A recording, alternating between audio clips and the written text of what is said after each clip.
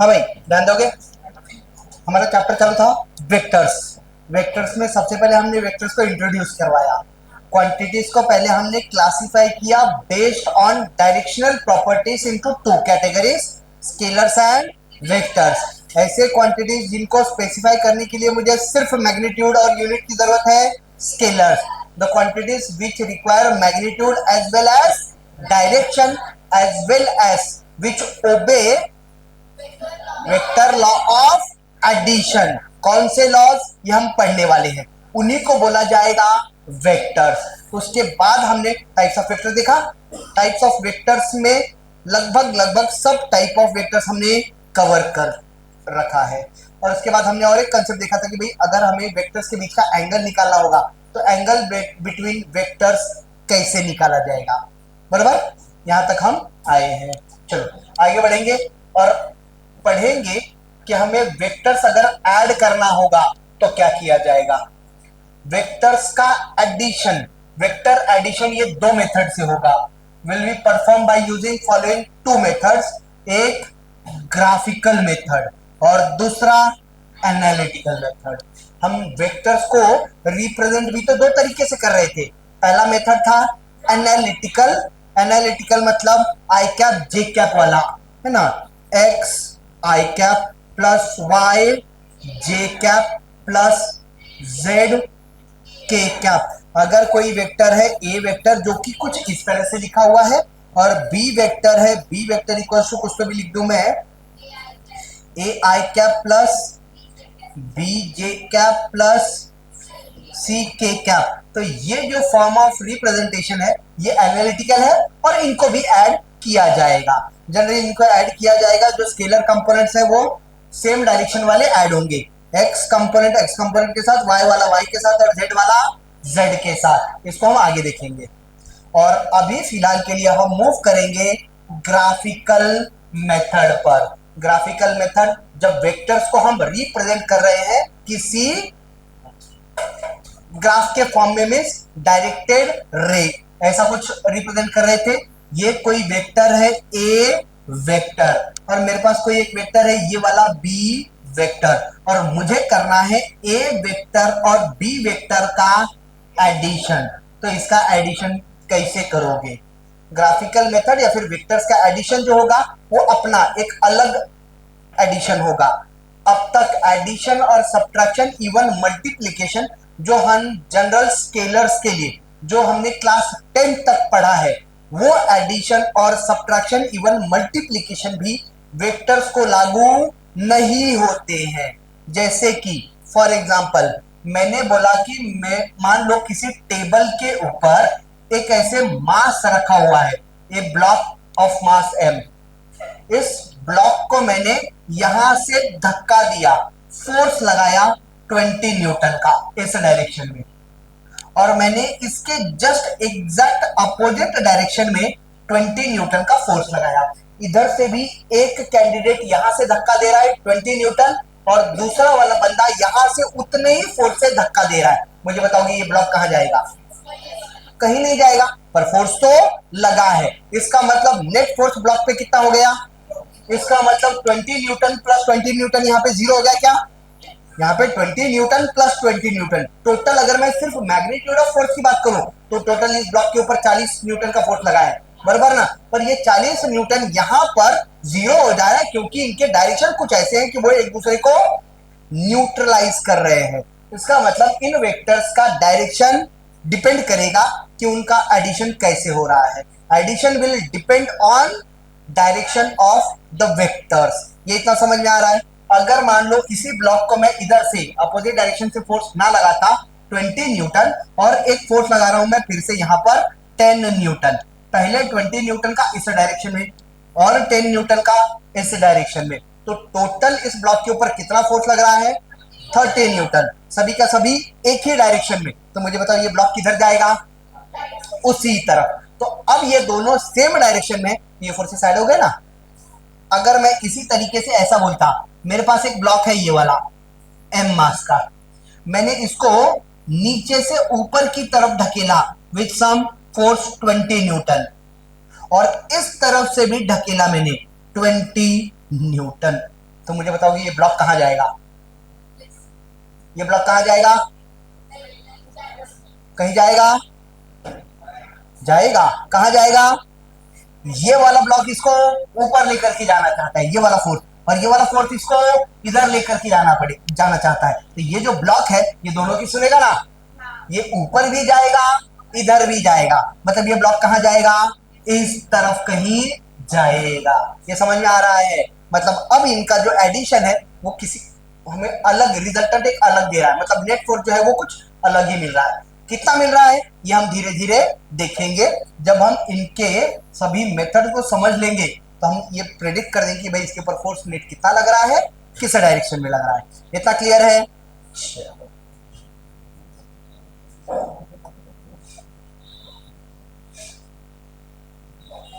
जो addition of vector है, जो ग्राफिकल मेथड है, वो टोटल 3 मेथड्स होंगे।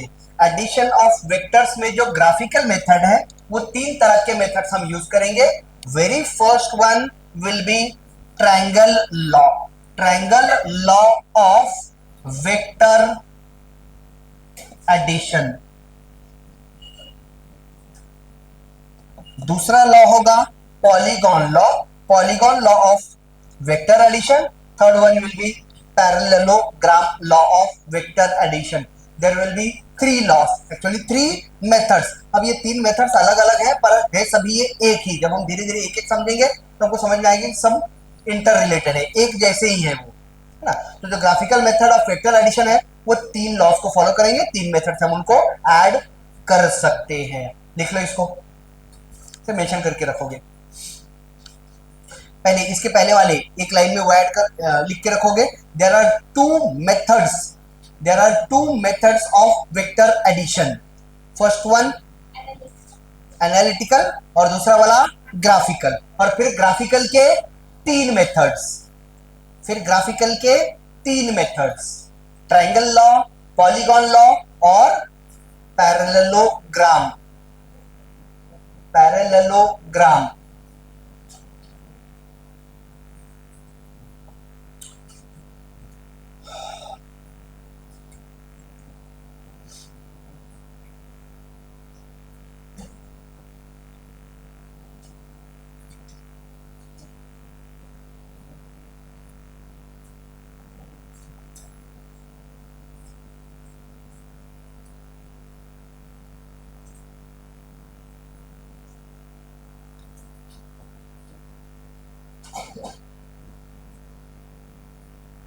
हो गया।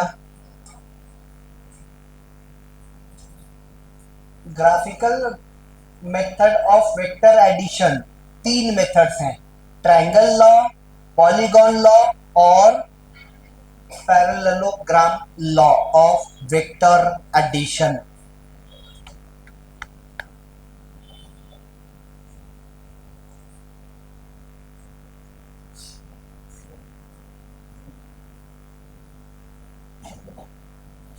झाला क्या, आगे बढ़ी क्या, हटा दूं?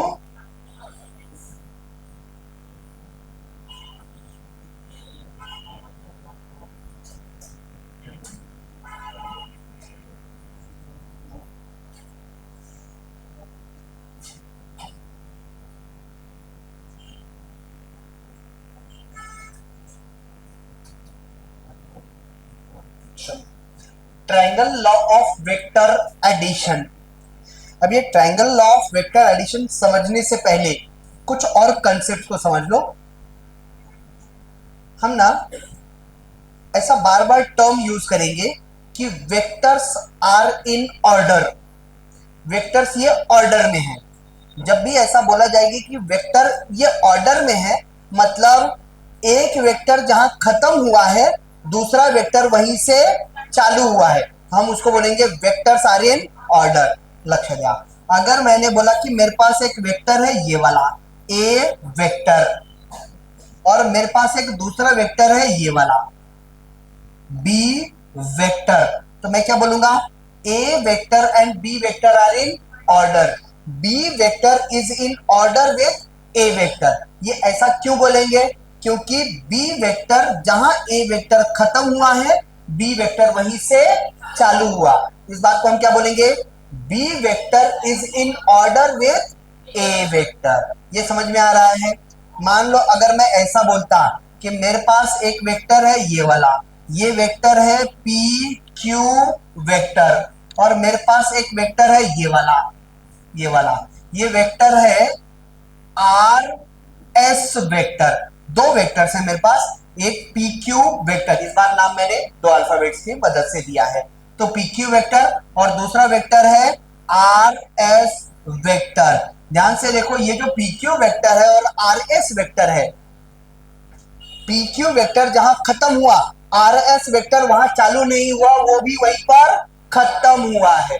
अगर वाली केस ले रहा हूं, अगर आर एस वेक्टर ऐसे होता, अगर ऐसे होता तो मैं क्या बोलता था, R S vector is in order with P Q vector. पर मुझे बताओगे ये जो वेक्टर है एक्चुअल में ऐसा है, वो ऐसा होता तो ऑर्डर में, ऐसा है तो अपोजिट ऑर्डर में है। क्या ये अपोजिट ऑफ वेक्टर है, नेगेटिव ऑफ वेक्टर, इसको हम क्या बोलेंगे, इज इन अपोजिट ऑर्डर। ये जो वेक्टर पहले था कौन सा, ये वाला आर एस वेक्टर, ये कैसा है, इन opposite order. R S vector is in opposite order of P Q vector. समझ में आ रहा है, लक्ष्य का ए बी वेक्टर, यहां पर बी वेक्टर ए वेक्टर के ऑर्डर में है। अगर मैं यहां पर ऐसा एक वेक्टर ले लूं, ये वाला, इस वेक्टर को दे दिया मैंने नाम आर वेक्टर, तो क्या ये आर वेक्टर बी वेक्टर के ऑर्डर में है, ये ऑर्डर में नहीं है, ये ऑर्डर में नहीं है। अगर ये इसका एरो मैं यहां दे रहा हूं, सॉरी ये वाला एरो, ये मैंने एरो यहां दे दिया, तो ये ऑर्डर में नहीं है।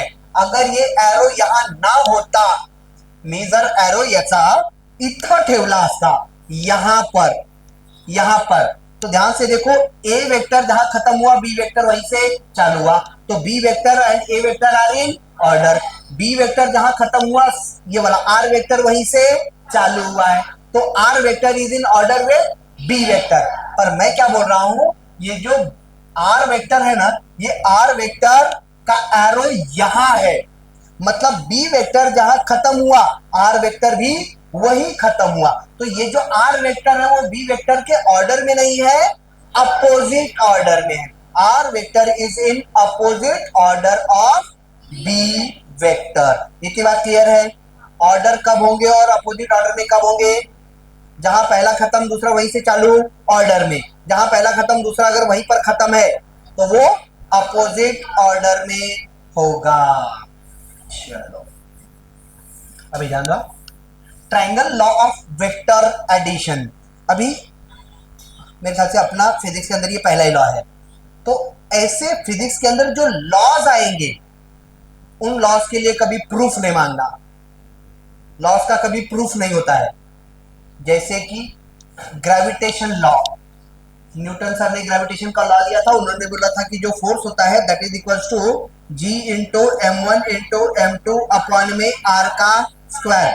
हा कुठून डिराइव केला होता का, ये डिराइव नहीं किया था, उन्होंने ये बताया था। कहां से बताया था, मन से नहीं, उनकी स्टडी थी, 10-12 साल का रिसर्च करने के बाद उन्होंने ये निकाला था, ये एक्सप्रेशन डेवलप किया था उन्होंने कि भाई जो फोर्स है वो मासेस के ऊपर डिपेंड करता है, डिस्टेंस के ऊपर डिपेंड करता है, और एक कांस्टेंट को निकाला था। कांस्टेंट की वैल्यू ये एक्सपेरिमेंटेशन से निकाली थी। तो लॉस का कोई प्रूफ नहीं होता, पर लॉस गलत है ऐसा नहीं है, लॉस को वैलिडेट किया गया है। जब न्यूटन सर ने ये लॉ दिया होगा तब लोगों ने इसको चेक किया होगा ना। न्यूटन सर ने ऐसे थोड़ी बोला मैं न्यूटन हूं, मैंने बोल दिया तो सही है, भाई ने बोला तो वो सही, ऐसा है क्या। न्यूटन सर ने ये लॉ दिया तो उसको प्रूव करके दिखाया, देखो ये दो मासेस ले रहा हूं मैं, इनके बीच का जो फोर्स लग रहा है वो इतना इतना लग रहा है, लोगों ने भी उसको प्रूव किया। इसका ये कहां से डिराइव किया गया है, लॉस कहां से डिराइव किया गया है ऐसा नहीं है, पर लॉस आने के बाद उसको वैलिडेट किया जाता है, लोक बघतात कि वो हे खरंय की नहीं, है ना, एक्सपेरिमेंटेशन से करके कैसे भी, पर लॉस को वैलिडेट किया जाता है। ऐसे ही triangle law of vector addition, ये लॉ है, कहां से डिराइव हुआ इसकी कोई इंफॉर्मेशन नहीं है, पर ये सही है, ये लोगों ने पाया है, राइट। अच्छा अब ये लॉ को समझ लो। अगर मान लो मेरे पास वेक्टर्स हैं, एक वेक्टर ये ले लिया मैंने ए वेक्टर, और मेरे पास एक वेक्टर है दूसरा वेक्टर बी वेक्टर। अब मैंने बोला कि ये जो ए वेक्टर है और ये बी वेक्टर है, इन दोनों को मुझे ऐड करना है, इन दोनों को ऐड करना है। और लॉ कौन सा लगाएंगे? ये वाला triangle law of vector addition. Triangle law of vector addition कहता है कि अगर तुम्हें दो वेक्टर्स को ऐड करना होगा तो उन दो वेक्टर्स को अगर तुम ट्रायंगल के दो एडजेसेंट साइड, मतलब आजू बाजू वाली साइड, एडजेसेंट साइड्स की तरह रिप्रेजेंट करो, टेकन इन ऑर्डर, जो कि एक ही ऑर्डर में रहे। जिन दो वेक्टर्स को तुम्हें ऐड करना है उन दो वेक्टर्स को ट्रायंगल के दो साइड्स की तरह रिप्रेजेंट करो, टेकन इन ऑर्डर। तो हमने बोला ए वेक्टर और बी वेक्टर को ऐड करना है, तो ए वेक्टर और बी वेक्टर को हम ट्रायंगल के दो साइड्स की तरह रिप्रेजेंट करेंगे एक ही ऑर्डर में। Vectors can be moved anywhere. तो हमने बोला ये जो ए वेक्टर है इस वेक्टर को यहां उठा करके लाया, ये हो गया ए वेक्टर, और बी वेक्टर को उठाया, बी वेक्टर को लेकर के आए यहां पर। बी वेक्टर का ना तो डायरेक्शन चेंज किया ना तो मैग्नीट्यूड चेंज किया, ये हो गया बी वेक्टर। ए वेक्टर और बी वेक्टर को ऐड करना था, ए वेक्टर और बी वेक्टर को ट्रायंगल के दो आजू बाजू वाले साइड्स की तरह रिप्रेजेंट किया, कुछ इस तरह से रिप्रेजेंट किया कि ये एक ही ऑर्डर में है। तो लॉ कहता है कि ट्रायंगल का जो तीसरा साइड होगा, अब ट्रायंगल का तीसरा साइड यहां कहीं से तो आने वाला नहीं है, साफ साफ दिख रहा है कि इसका जो तीसरा साइड है वो इधर होगा, the closing side of the triangle. ये ट्रायंगल का तीसरा साइड, ट्रायंगल कंप्लीट हो गया। ये जो क्लोजिंग साइड होगा अपोजिट ऑर्डर में, क्लोजिंग साइड अपोजिट ऑर्डर में मतलब एरो कहां आना चाहिए? यहां पर। The closing side of the triangle taken in opposite order will be their addition, मतलब ये जो वेक्टर होगा वही ए वेक्टर और बी वेक्टर का एडिशन होगा।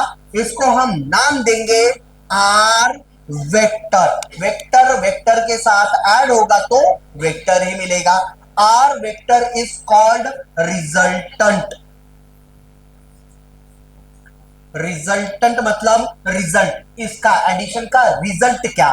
रिजल्टेंट। समझ में आ रहा है? दो वेक्टर्स जिन्हें तुम्हें ऐड करना है, अगर तुम उनको ट्रायंगल के दो एडजेसेंट साइड्स की तरह रिप्रेजेंट कर पाओ taken in order, then the closing side of the triangle in opposite order will be their resultant. समझ में आया? और ये जो रिजल्टेंट है इसका मैग्नीट्यूड, ये जो रिजल्टेंट है आर वेक्टर, इसका जो मैग्नीट्यूड होगा वो होगा अंडर रूट ऑफ जिन दो वेक्टर्स को तुम ऐड कर रहे हो उनके magnitudes, under root of A vector के मैग्नीट्यूड का स्क्वायर प्लस दूसरा वाला वेक्टर बी वेक्टर के मैग्नीट्यूड का square plus of 2 times magnitude of पहला वाला वेक्टर, मैग्नीट्यूड ऑफ दूसरा वाला वेक्टर इनटू कॉस ऑफ उन दोनों के बीच का एंगल थीटा। अब मेरे पास ये वाला वेक्टर था और ये वाला वेक्टर था, इनके बीच का एंगल मुझे कैसे मिलेगा? जब मैं इन दोनों को टेल टू टेल जोड़ूंगा। अब सोच के देखो, अगर ये ए वेक्टर यहां होता तो ए वेक्टर यही होता था क्या? ए वेक्टर का टेल एंड यही होता था, तो यही होगा इन दोनों के बीच का एंगल। या फिर बी वेक्टर अगर यहां होता तो बी वेक्टर यही होता था, तो यही होता था इन दोनों के बीच का एंगल। सेम होता था क्या? थीटा विल बी, ये थीटा क्या है? एंगल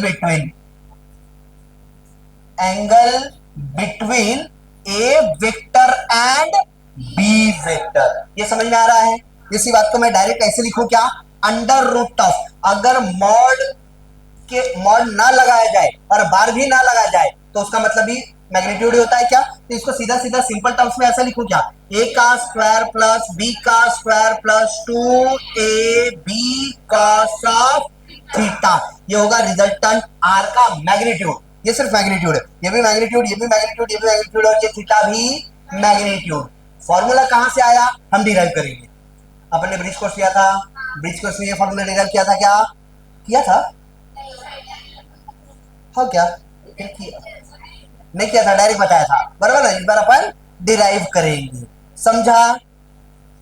चलो अभी ध्यान दो, अगर मैं बोल दूं, ये तो सब छोड़ दो, अगर मैं बोल रहा हूं, डायरेक्ट डायरेक्ट बोल रहा हूं, मेरे पास एक वेक्टर है p वेक्टर, मेरे पास एक वेक्टर है q वेक्टर, और दोनों के बीच का एंगल थीटा है, तो इन दोनों वेक्टर्स का जो रिजल्टेंट होगा उसका सिर्फ मैग्नीट्यूड बताओ मुझे। उसका मैग्नीट्यूड क्या होगा? अंडर रूट ऑफ p का मैग्नीट्यूड का स्क्वायर प्लस q के मैग्नीट्यूड का square plus 2 magnitude of p magnitude of q into cos of दोनों के बीच का एंगल। ये थीटा p और q के बीच का एंगल होगा। ये करते हैं, चलो ये नहीं लिखोगे, स्टेटमेंट वगैरह में अलग से दे रहा हूं। Triangle law of vector addition state कर रहा है कि when two vectors of same type are represented in magnitude and direction. अब दोनों वेक्टर सेम टाइप के होने चाहिए, तभी तो ऐड होंगे ना। एक वेक्टर अगर वेलोसिटी वेक्टर है और दूसरा एक्सेलरेशन, तो उनको ऐड करोगे क्या? पहला अगर वेलोसिटी वेक्टर है तो दूसरा भी वेलोसिटी वेक्टर होना चाहिए। When two vectors of same type are represented in magnitude and direction, उनको अगर हम मैग्नीट्यूड और डायरेक्शन में अगर रिप्रेजेंट कर pi by the two sides of A triangle taken in certain order, taken in certain order. इसके भी अलग ही नखरे हैं। then the closing side of the triangle will be the resultant in certain order, या फिर clockwise या तो anti clockwise, then the resultant vector is represented in magnitude and direction by the third side of the triangle taken in opposite order। क्या ये वही चीज है जो हमने डिस्कस किया था? अब मान लो मेरे पास कोई एक वेक्टर है, ये वाला, जिसका नाम गायब है, पहला वेक्टर, ये मेरे पास पहला वेक्टर है, ये मेरे पास दूसरा वेक्टर है। क्या ये दोनों वेक्टर्स ऑर्डर में है? ये दोनों वेक्टर्स ऑर्डर में है। तो इस ट्रायंगल का तीसरा साइड, ये थर्ड वेक्टर उन दोनों का एडिशन होगा, ये थर्ड वेक्टर उन दोनों का एडिशन होगा। ये हमारा पहला वेक्टर, ये हमारा दूसरा वेक्टर था, दोनों को हमने अरेंज किया। Triangles can be moved anywhere without changing the direction and magnitude. इसको उठा करके यहां रखा। अगर मैं इसका उल्टा करता, लक्ष्य दिया, मैं इसको ऐसा भी तो कर सकता था। मैंने क्या बोला? पहला वेक्टर यहां है, दूसरा वेक्टर ये है। अगर मैं पहले वेक्टर को इधर उठा करके यहां रखता था, ये फर्स्ट वेक्टर, तभी तो ये ऑर्डर में ही है। दूसरा वेक्टर जहां खत्म, पहला वहीं पर चालू हो रहा है, तो इनका रिजल्टेंट यही होता था। क्या? Closing side of the triangle will be the resultant taken in opposite order. ये होगा resultant R vector, first vector plus second vector. ध्यान से देखो, ये और ये एक ही है क्या? चाहे ये लो चाहे ये लो, इसीलिए बोला गया है या तो तुम क्लॉकवाइज लो या फिर एंटी क्लॉकवाइज। तो ये स्टेटमेंट ले लो, इसको ड्रॉ कर लो, इसको अपन और समझेंगे।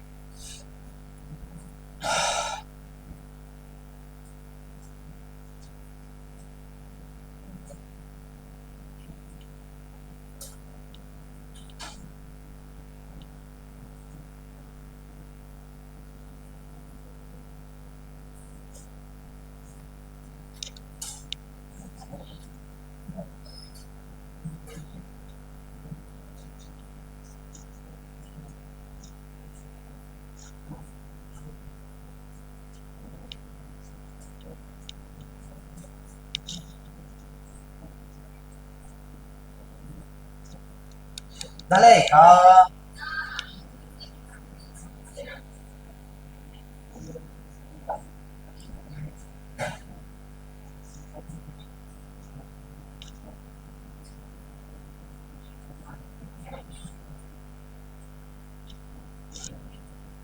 when two vectors of same type are represented in magnitude and direction by two sides of a triangle taken in order.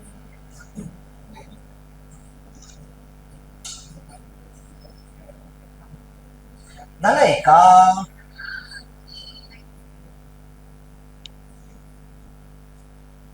तो ट्रायंगल का क्लोजिंग साइड उनका रिजल्टेंट होगा, अपोजिट ऑर्डर में। बोलो स्वाहा।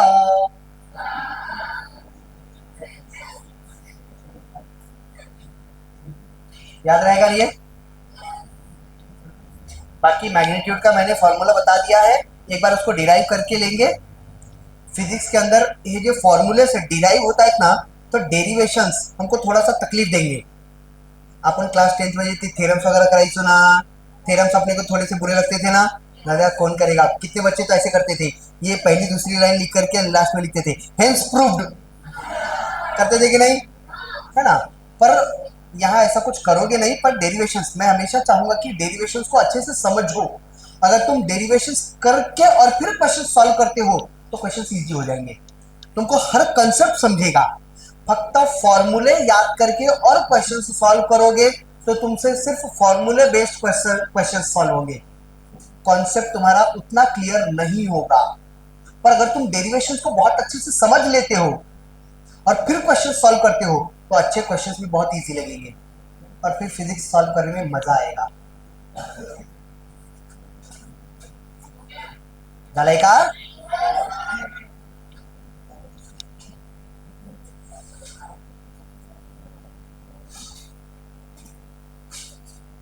हटा दो,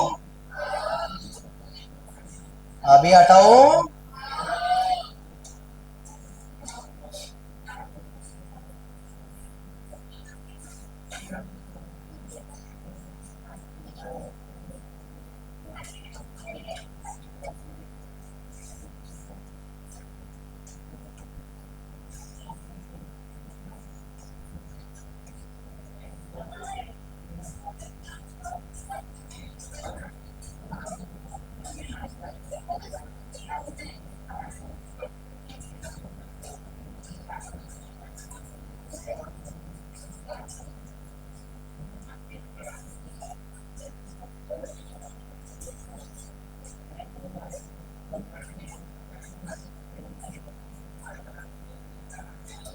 ये हटा दूं क्या?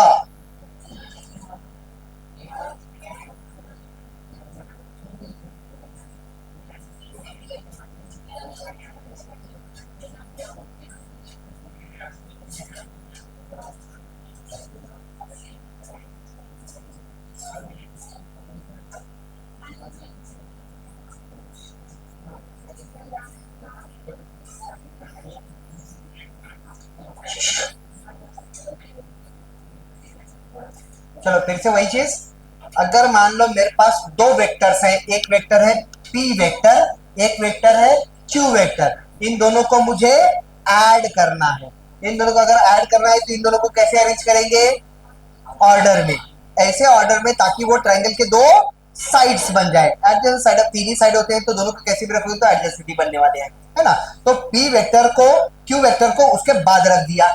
एक कैसे ये हो सकती है, p वेक्टर यही था, q वेक्टर को यहां से उठा करके यहां रख दिया, तो ये हो गया p वेक्टर, ये हो गया q वेक्टर। तो ये होगा इनका रिजल्टेंट। रिजल्टेंट मतलब इन दोनों का एडिशन।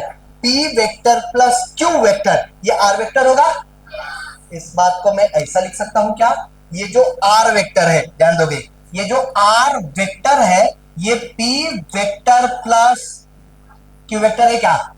ये जो r वेक्टर है ये p vector plus q vector है।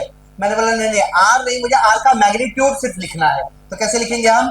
r वेक्टर का मैग्नीट्यूड। अब r वेक्टर ये पूरा था तो इसको भी तो ऐसे लिख सकता हूं ना, p vector plus q vector का मैग्नीट्यूड। बहुत सारे बच्चे इसको ऐसा लिख देते हैं, p वेक्टर का मैग्नीट्यूड प्लस q वेक्टर का मैग्नीट्यूड। ये और ये एक ही चीज नहीं है, हे कळतंय का? ह्या दोघांचा ऍडिशनचा मैग्नीट्यूड, त्यांच्या इंडिव्हिज्युअल मैग्नीट्यूडचा ऍडिशन, हे दोन्ही वेगळ्या गोष्टी आहेत ना। ये रिजल्टेंट मतलब p vector plus q vector का मैग्नीट्यूड, और ये लिखा हुआ है इसका मतलब क्या है? इसका मैग्नीट्यूड प्लस इसका मैग्नीट्यूड। तुमको मैग्नीट्यूड ऐड करना है क्या? तुमको वेक्टर का मैग्नीट्यूड निकालना है, तो ये लिखना गलत होगा। चलो इसी बात को डायरेक्ट ऐसा लिखो क्या, r वेक्टर का magnitude will be p vector plus q vector, बस खत्म। होगा ना। अब ये मैग्नीट्यूड नहीं, ये मॉड में ही रहेगा, ये ऐसा आर वेक्टर, इसका वेक्टर, इसका वेक्टर। इतना समझ में आया। चलो इसका रिलेशन देखेंगे अपन, रिलेशन अपन डेवलप करेंगे क्योंकि मेरे ख्याल से पीपीटी के अंदर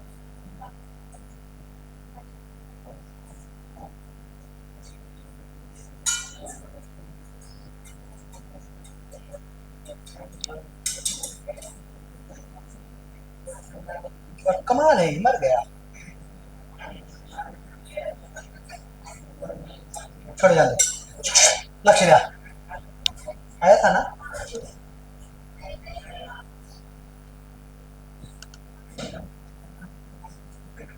मान लो ना मेरे पास दो वेक्टर्स हैं, एक वेक्टर है ये, एक वेक्टर है ये पी वेक्टर, और मेरे पास एक वेक्टर है ये क्यू वेक्टर। मुझे इन दोनों वेक्टर्स को ऐड करना है, तो triangle law of vector addition लगाएंगे। क्या करेंगे हम, इन दोनों को ऑर्डर में रखेंगे। हमने पी वेक्टर को उठाया, पी वेक्टर को यहां लाया, ये आ गया पी वेक्टर, और क्यू वेक्टर को इसके ऑर्डर में रखने के लिए क्यू वेक्टर को उठाया और क्यू वेक्टर को यहां ला करके रख दिया, ये है क्यू वेक्टर। बराबर।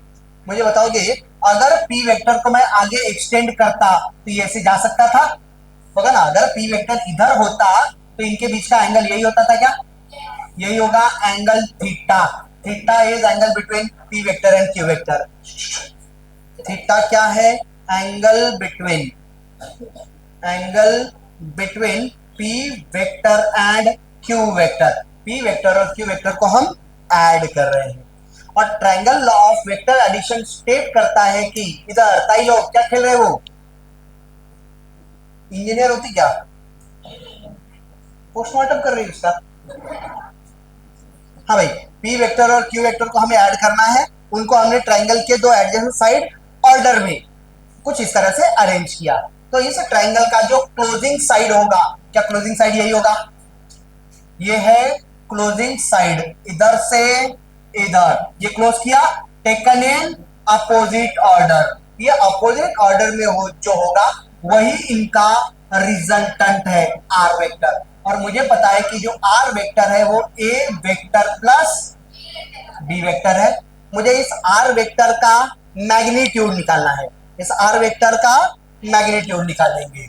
लक्ष्य है सर, हम लोग एक काम करेंगे अपन, यहां से ये वाला जो पॉइंट है, इनको कुछ नाम दे रहा हूं मैं, ये वाला पॉइंट ले लो ए, ये वाला जो पॉइंट है इसको बी बोल देंगे, इसको बोल दो पॉइंट सी। यहां से अगर मैं एक वर्टिकल लाइन ड्रॉ करूं तो इस हॉरिजॉन्टल लाइन को वर्टिकल लाइन जहां पर इंटरसेक्ट कर रही है उसको बोल देंगे अपन पॉइंट एम, और ये वाला एंगल तो होगा 90 डिग्री। बराबर।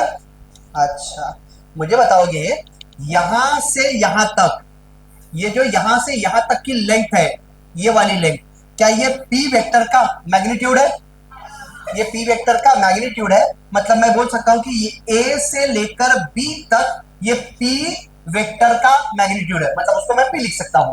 बराबर ना। उसके बाद यहां से यहां तक देखो, यहां से यहां तक मैं डायरेक्शन अगर छोड़ दूं तो ये जो लंबाई है क्या वो क्यू वेक्टर का मैग्नीट्यूड है, ये क्यू वेक्टर का मैग्नीट्यूड है। तो उस हिसाब से यहां से यहां तक की लंबाई और यहां से यहां तक की लेंथ मींस लंबाई चाहिए मुझे। कैसे निकालेंगे हम, इस ट्रायंगल को देखो, इन ट्रायंगल, छोटा वाला ट्रायंगल ले रहा हूं मैं, C B M, C B M. इस सी बी एम ट्रायंगल में अगर मैं ये वाली लेंथ सी एम निकालने की कोशिश करूं, in triangle C B M sine of theta जो होगा, sine theta will be equals to, ये तो राइट एंगल ट्रायंगल है ना, सी बी एम में राइट एंगल ट्रायंगल में साइन थीटा ये अपोजिट साइड अपॉन हाइपोटेनस है, क्या अपोजिट साइड यही है क्या, C M, C M upon में हाइपोटेनस इज क्यू, क्यू का मैग्नीट्यूड होगा क्या। तो उस हिसाब से जो सी एम होगा, ये सी एम जो होगा वो C M will be Q का magnitude into sine of theta होगा क्या। ऐसे ही इसी ट्रायंगल में अगर मैं cos थीटा लिखूं, ये हो गया cos थीटा, सीएम की लेंथ हमको मिल चुकी है, ये CM. cos theta will be equal to adjacent side, adjacent side BM है क्या, ये एडजेसेंट साइड बीएम अपॉन में हाइपोटेनस, तो ये वाली लंबाई क्यू है क्या, तो जो bm होगा, bm मतलब यहां से यहां तक की लंबाई, वो q का magnitude into cos of theta होगा क्या, बराबर ना। तो ये लंबाई मिल गई हमको q cos थीटा, और यहां से यहां तक की लंबाई q sin थीटा। रिमेंबर ये q मैग्नीट्यूड है, ये p मैग्नीट्यूड है, ये वाला भी q मैग्नीट्यूड है। अब ध्यान दो, मैंने बोला एक काम करो, ट्राइंगल कंसीडर करो, बड़ा वाला, ये वाला, इन ट्राइंगल, बड़ा वाला ट्राइंगल कौन सा, AMC, AMC ट्राइंगल में, बड़े वाले ट्राइंगल में बड़ा वाला ट्राइंगल कौन सा, ये वाला, क्या ये राइट एंगल ट्राइंगल है, इस राइट एंगल ट्राइंगल के अंदर ये वाला यहां तक की लंबाई, मैं सिर्फ मैग्नीट्यूड जानने की कोशिश कर रहा हूं, ये जो लंबाई है वही r है क्या, r का मैग्नीट्यूड, जो r का स्क्वायर होगा वो यहां से यहां तक a m का square plus of C M का स्क्वायर होगा क्या, इसका स्क्वायर प्लस इसका स्क्वायर विल बी इसका स्क्वायर, पाइथागोरस थ्योरम है ना, इक्वल्स टू आर का square will be A M. अब ए से एम तो ए से बी प्लस बी से एम होगा क्या, A B plus B M उसका square plus of C M का स्क्वायर होगा क्या, इक्वल्स टू आर का square equals to A B. मुझे बताओ ए बी कितना है, पी लिख सकता हूं मैं, ये होगा P plus of B M, B M को लिख सकता हूं क्यू कॉस थीटा, और इसका हो गया square plus of C M can be written as Q into sine of theta, और इसका हो गया स्क्वायर, बराबर। और इसका एक्सपांड कर सकता हूं क्या, a प्लस बी का होल स्क्वायर, ए प्लस बी का होल स्क्वायर, ए स्क्वायर प्लस 2ab, 2ab मतलब b तो ये है q cos theta plus of b का स्क्वायर मतलब q cos थीटा का स्क्वायर, तो q cos थीटा का स्क्वायर मतलब q square cos square theta होगा क्या, नहीं होगा ना, अरे इसका स्क्वायर होगा ना, तो ये पूरे का स्क्वायर मतलब q का स्क्वायर और cos थीटा का भी स्क्वायर हो गया, ये हो गया इसका expansion plus of q sin theta, q sin theta का स्क्वायर को मैं ऐसा लिख सकता हूं क्या, q square sin square theta होगा इक्वल्स टू यहां पर p का square plus 2pq cos of theta plus, यहां ध्यान से देखो इन दोनों टर्म्स के पास q स्क्वायर कॉमन है क्या, q स्क्वायर कॉमन लिया तो यहां पर बचेगा cos square theta plus sin square theta, और sin square theta plus cos square theta होता है 1, तो मुझे यहां से यहां ले रहा हूं, ये जो r का स्क्वायर होगा that will be equals to, ये r स्क्वायर की जो वैल्यू होगी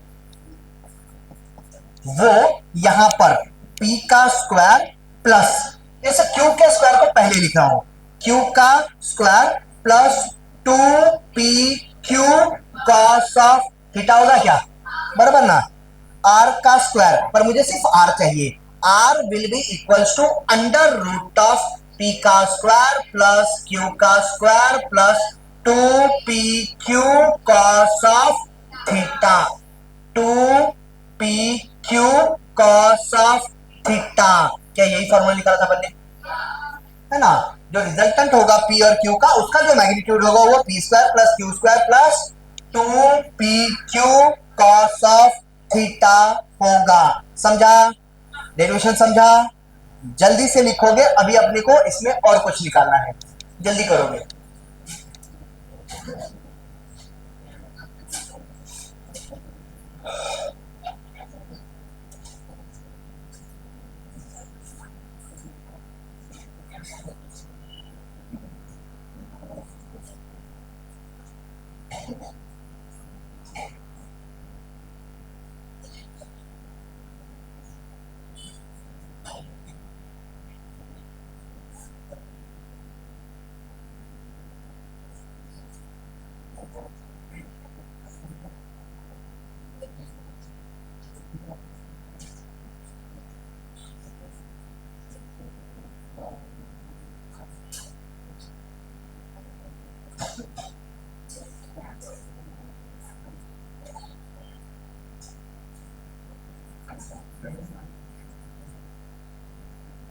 कुछ कंफ्यूजन है क्या ताई? हाँ बोलो बोलो ताई, कुछ कंफ्यूजन हो तो पूछ लोगे यहीं पे। गरी क्यों डालने गया डाउट? कौन सा ताई? In triangle CBM. सीबीएम, हाँ ये वाला ट्रायंगल। ये वाला नहीं समझा। ये ये राइट एंगल ट्रायंगल है क्या? राइट एंगल ट्रायंगल में हम ट्रिग्नोमेट्री के रेशियो लगा सकते हैं क्या? ट्रिग्नोमेट्रिक रेशियो, ये वाला ट्रायंगल कंसीडर करें, ये छोड़ दोगे। ये वाला triangle sine theta opposite side upon hypotenuse होता है क्या? अपोजिट साइड कितना है? सीएम। तो इस सीएम अपन में हाइपोटेनस क्यू का लेंथ है क्या? तो अपन में क्यू, तो सीएम की value Q into sine theta होगा क्या? ये क्यू इसके साथ मल्टीप्लाई हो जाएगा ना। सीएम की लेंथ वाला फक्त एवढी लेंथ पाहिजे, तो जो सीएम है वो क्यू इंटू साइन थीटा होगा क्या? ऐसे ही इसी राइट एंगल ट्रायंगल में मैं कॉस ट्रिग्नोमेट्री का कॉस रेशियो लगा रहा हूं। Cos theta is adjacent side upon hypotenuse. तो इस ट्रायंगल में कॉस थीटा का एडजेसेंट साइड, इस थीटा का एडजेसेंट साइड यहां से यहां तक का किया, ये वाला, ये लेंथ कितनी है? बीएम। बीएम अपॉन में हाइपोटेनस की लेंथ, ये वाला, यही इसकी हाइपोटेनस क्यू, तो क्यू की लेंथ, तो बीएम की value Q into cos theta होगा क्या? मुझे लेंथ चाहिए था ना, मुझे यहाँ पर मैग्नीट्यूड पुट करना था, मैंने डायरेक्शन के बारे में बात की क्या? हमें रिजल्टेंट का सिर्फ मैग्नीट्यूड निकालना था, तो मैग्नीट्यूड की वैल्यूज पुट करने थे, इसलिए मैंने सिर्फ मैग्नीट्यूड निकाला। डायरेक्शन अब निकालेंगे अपन।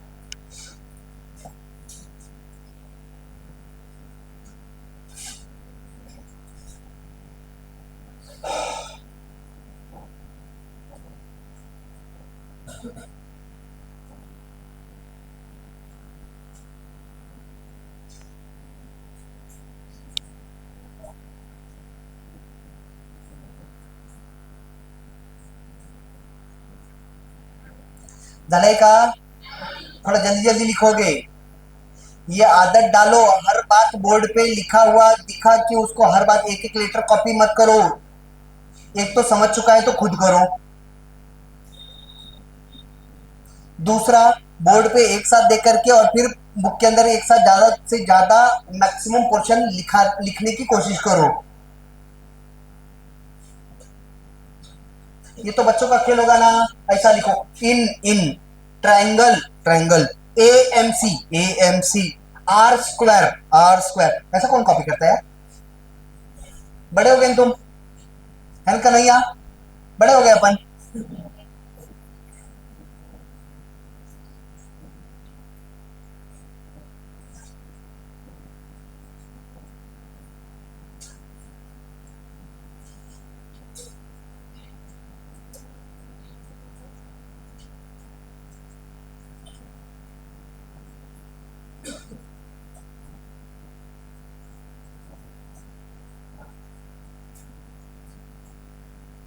चला झालाय का?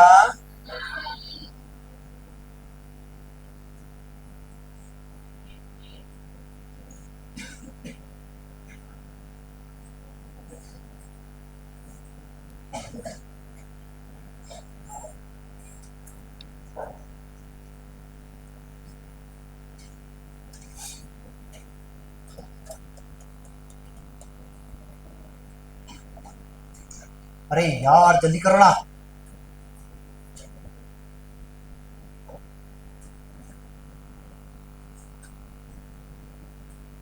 अच्छा, ये नोट्स वगैरह तुम निकाल रहे हो, ऐसा कोई नहीं ना जो रफ बुक में लिख रहा है और घर पे जाकर के फेयर करेंगे? ऐसा कुछ भी नहीं करोगे, जो कुछ करना है यही करना है, यहीं पर फेयर होगा, यहीं पर दिमाग में भी बिठाना है। घर पे जाकर के सिर्फ क्वेश्चन सॉल्व करने हैं। समझ में आ रहा है क्या? घरी जाऊन हेच स्टडी करूं ऐसा नहीं, रिवाइज करने के लिए तुमको सिर्फ 5 से 10 मिनट लगना चाहिए। ये दिमाग में बिठा लेना है तुमको, हर कंसेप्ट इथच क्लियर करायचं है, भले उसको टाइम लगे। घर पे जाकर के खुद से करने की तो कोशिश भी नहीं करोगे, फिजिक्स है वो, सब कुछ यही क्लियर करोगे। घर पे जाकर के करने की कोशिश करोगे, टाइम खुद का बर्बाद करोगे। मैं ये नहीं बोल रहा कि होगा नहीं, बिल्कुल होगा, पर अगर होता ही था तो हमारी जरूरत क्यों थी? यहाँ क्यों आते थे फिर? मार्केट में बुक्स है ना, ते बुक्स घ्यायचे, घरीच असायचं। हम्म, सब कोचिंग क्लास वाले ऐसे तो कमा रहे। बुक्स मार्केट में हैं, बुक्स के अंदर सब कंसेप्ट हैं, तो बच्चे खुद ही पढ़ लेते थे, और कॉलेज में अगर अच्छे से चलते थे तो। और क्या ही करना इस एजुकेशन सिस्टम का, कॉलेज तिकडं, पढ़ यहाँ रहे। चलो आगे क्या, यहाँ तक आगे बढ़े। हाँ,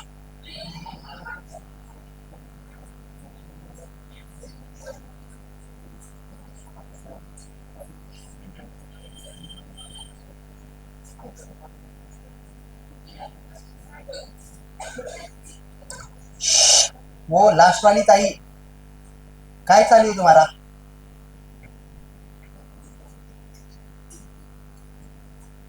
ये हटा दूं क्या? लक्ष द्या आता इकडं। ये तो हो गया रिजल्टेंट के मैग्नीट्यूड की बात। हमने बोला ये जो रिजल्टेंट निकला है ना, वो भी तो एक वेक्टर ही है ना। वेक्टर अगर वेक्टर के साथ ऐड हुआ तो हमको वेक्टर ही तो मिलेगा। तो ये जो वेक्टर है उसके पास मैग्नीट्यूड है, मैग्नीट्यूड तो मिल चुका, डायरेक्शन भी मिलना चाहेगा ना, डायरेक्शन भी होगा, उसका डायरेक्शन निकालेंगे हम। हमने बोला कि ये जो रिजल्टेंट मिला है, इस रिजल्टेंट ने किसी वेक्टर के साथ कितना एंगल बनाया है वो बताओ। ये जो रिजल्टेंट है इसने पी के साथ कुछ एंगल बना रखा है, ये एंगल को नाम दे रहे हैं हम अल्फा। ये अल्फा की वैल्यू निकालनी है मुझे। ये समझ में आ रहा है क्या? मुझे पी वेक्टर पता है, मुझे क्यू वेक्टर पता है, पी वेक्टर और क्यू वेक्टर के बीच का एंगल भी पता है जो कि हमने थीटा ले रखा है ना। अब मैं जानना चाहता हूं कि ये जो रिजल्टेंट है इसने पी के साथ कितना एंगल बनाया है। सोच के देखो, अगर ये क्यू वेक्टर यहां होता तो क्यू वेक्टर इधर ही जाता था क्या? ये होता ना क्यू वेक्टर, और क्यू वेक्टर के साथ ये वो अलग एंगल बनाता था। हमने बोला एक काम करो, पी के साथ का एंगल बताओ। एंगल किसके साथ का? पी के साथ का। तो अब हम फिर से ये बड़ा वाला ट्रायंगल कंसीडर करेंगे। In triangle A C M, ये था क्या बड़ा वाला ट्रायंगल? इस बड़े वाले ट्रायंगल में मुझे अल्फा निकालना है। जो अल्फा होगा उसका टैन वैल्यू ले रहा हूं मैं। Tan of alpha will be, इस बड़े वाले ट्रायंगल में, ये बड़ा वाला ट्रायंगल राइट एंगल ट्रायंगल है क्या? राइट एंगल ट्रायंगल है। राइट एंगल ट्रायंगल में tan की वैल्यू, ट्रिग्नोमेट्रिक रेशियो tan ये होता है opposite side upon adjacent side. तो tan ऑफ अल्फा, इस अल्फा को अपोजिट साइड यही है क्या? ये जो अपोजिट साइड है वो cm है, और cm की वैल्यू, cm का मैग्नीट्यूड q sin थीटा है क्या? ये q sin थीटा अपॉन में, थीटा क्या है? थीटा क्या है यहाँ पर? एंगल। जिन दो वेक्टर्स को ऐड कर रहे हैं उनके बीच का एंगल है वो। क्यू क्या है? क्यू क्या है? वेक्टर का मैग्नीट्यूड, दूसरे वाले वेक्टर का मैग्नीट्यूड। ये मिल गया हमको क्यू साइन थीटा अपॉन में एडजेसेंट साइड। इस बड़े वाले ट्रायंगल में अल्फा को एडजेसेंट, यही है क्या? ये इतना ट्रायंगल यहां से यहां तक, ये वाली लंबाई, और ये लंबाई टोटल कितनी है? A B plus Q cos theta. A B मतलब पी है क्या? पी का magnitude plus Q cos theta. लो मिल गया हमको tan अल्फा। मुझे चाहिए सिर्फ अल्फा, एंगल तो अल्फा है ना, अल्फा होगा तो tan जाएगा उस तरफ। tan inverse of, inverse trigonometric function, tan की वैल्यू इतनी इतनी कितने एंगल पर, ये कर रहे हैं अपन। tan इनवर्स ऑफ ये रहेगा q sin थीटा अपॉन में p plus q cos of theta, यही होगा क्या? ध्यान से देखना, ये जो q है ये वेक्टर नहीं है, मैग्नीट्यूड है। ये जो p है ये मैग्नीट्यूड है, ये q भी मैग्नीट्यूड है, और ये इनके बीच का एंगल है। तो लो मिल गया आपको अल्फा, ये अल्फा। समझा क्या? अब अगर इस वेक्टर ने, ये जो r वेक्टर है रिजल्टेंट, r वेक्टर ही p vector plus q vector है। ये जो रिजल्टेंट है इसका मुझे अगर एंगल मिल रहा है p वेक्टर के साथ में, तो q वेक्टर के साथ में कितना एंगल है वो मुझे मिल जाएगा, क्योंकि मुझे पता है इन दोनों के बीच का एंगल थीटा है। थीटा में से अल्फा माइनस करूंगा तो मुझे ये एंगल, उसको भी मैं नाम दे दे रहा हूं बीटा, बीटा मिल जाएगा क्या? ये समझ में आ रहा है क्या? ये कहता है इस वाले फॉर्मूले को लिख लो, इसको इसको लिखो, ये भी एक ही चीज है ना, एक ही लिखो। इसको याद करने का तरीका बता रहा हूं, उस तरीके को याद रखोगे।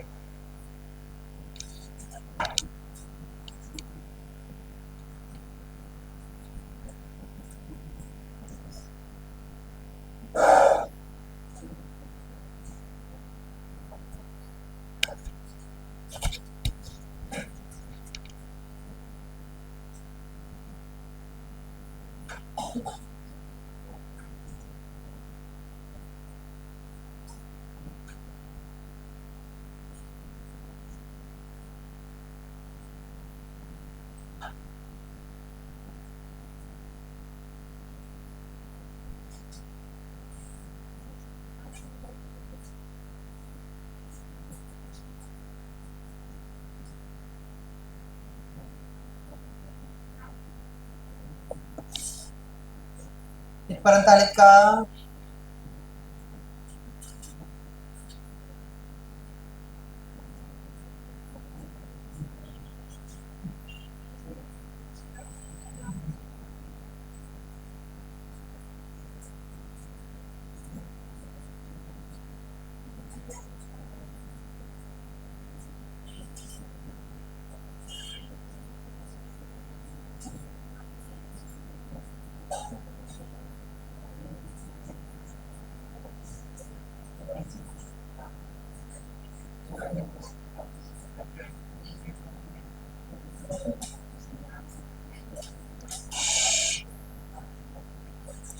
चालय का? हटा दो।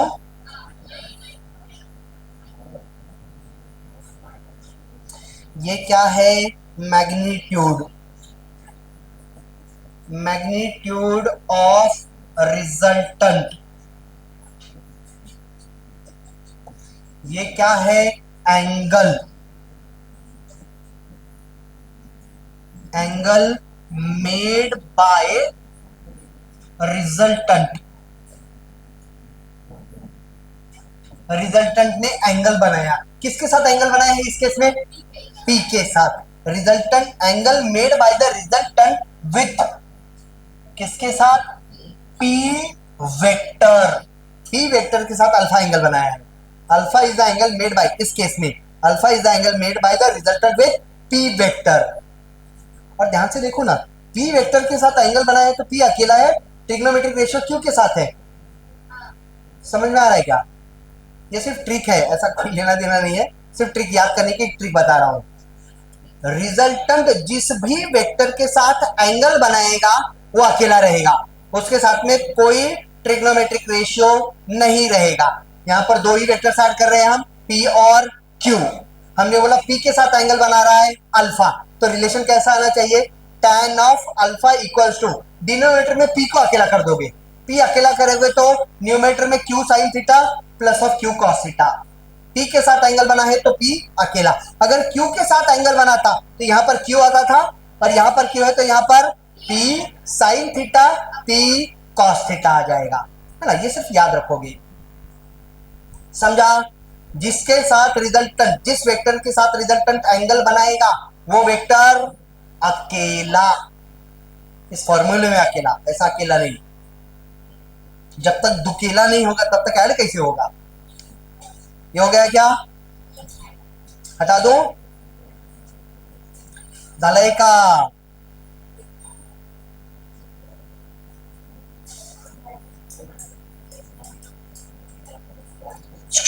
अभी ना ये जो हमने रिलेशन निकाला है उसको सिर्फ जल्दी जल्दी यूज करोगे, क्वेश्चंस वगैरह नहीं दे रहा हूं, सिर्फ प्रैक्टिस के लिए, सिर्फ फॉर्मूला बताओगे।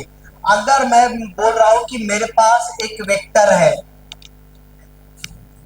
मेरे पास एक वेक्टर है ए वेक्टर, मेरे पास एक वेक्टर है बी वेक्टर, और इन दोनों के बीच का जो एंगल है वो थीटा, और मैं थीटा की कुछ वैल्यू ले लेता हूं 30 डिग्री। सॉल्व नहीं करेंगे, सिर्फ मुझे फॉर्मूला ही बताओगे। मैंने बोला ए वेक्टर और बी वेक्टर का जो रिजल्टेंट है, ए वेक्टर प्लस बी वेक्टर का